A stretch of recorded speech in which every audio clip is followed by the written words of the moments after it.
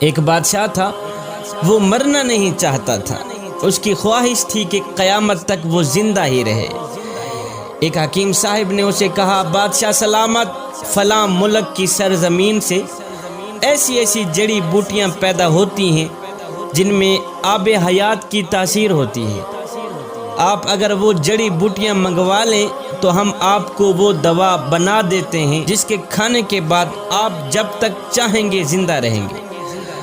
بادشاہ نے فوراً ہی اپنے وزراء میں سے 5 وزیروں کو دوسرے ملک میں بھیجنے کا حکم جاری کر دیا کہ جاؤ دوسرے ملک کے جو بڑے راجا ہیں ان کو میرا سلام دو اور کہو کہ مجھے فلاں فلاں بوٹی کی اشد ضرورت ہے، سنا ہے وہ بوٹی آپ کے ملک میں پائی جاتی ہے، لہٰذا مجھے ان بوٹیوں کی اشد ضرورت ہے، اس لیے کہ میں مرنا نہیں چاہتا۔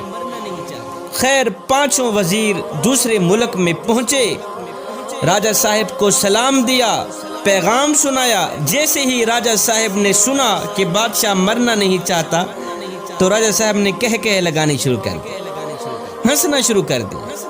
ہنسنے کے بعد راجہ صاحب نے فوراً ہی سپاہی بلوائے، ان سب کو گرفتار کرا دیا۔ ان 5 وزیروں کو گرفتار کرا دیا۔ گرفتاری کے بعد راجہ صاحب نے حکم جاری کر دیا کہ ان سب کو لے جاؤ فلاں پہاڑ کے نیچے ایک خیمے کے اندر بند کر کے۔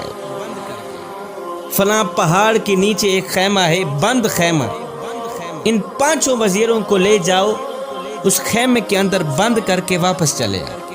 اور ہاں، ساتھ میں ان 5 وزیروں کو یہ بھی کہہ دینا کہ جب تک یہ پہاڑ 2 ٹکڑے نہیں ہوتا تم آزاد نہیں ہو۔ جس پہاڑ کے نیچے تم پڑے ہو، جب تک یہ پہاڑ 2 ٹکڑے نہیں ہوتا تم آزاد نہیں ہوتے۔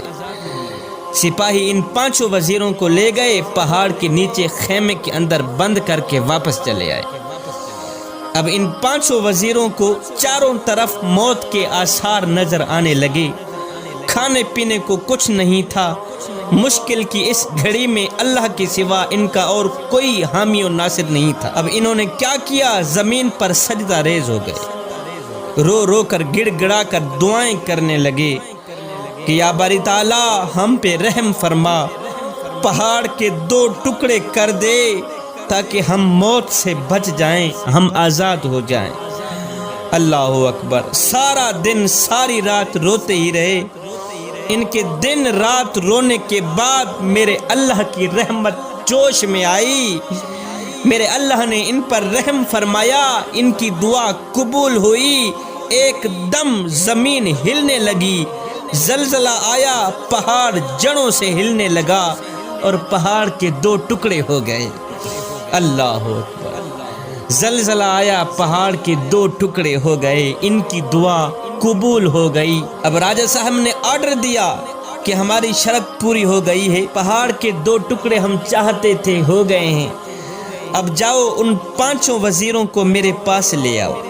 سپاہی گئے، لے آئے۔ جب وہ سامنے آئے تو راجہ صاحب نے کہا، بھائی اب تم واپس اپنے ملک میں جاؤ، اپنے بادشاہ کو یہ سارا واقعہ سنانا، جو کچھ آپ لوگوں کے ساتھ ہوا ہے، یہ ساری کہانی اپنے بادشاہ کے آگے پیش کر دینا، آخر میں بادشاہ کو میرا ایک پیغام بھی سنا دینا۔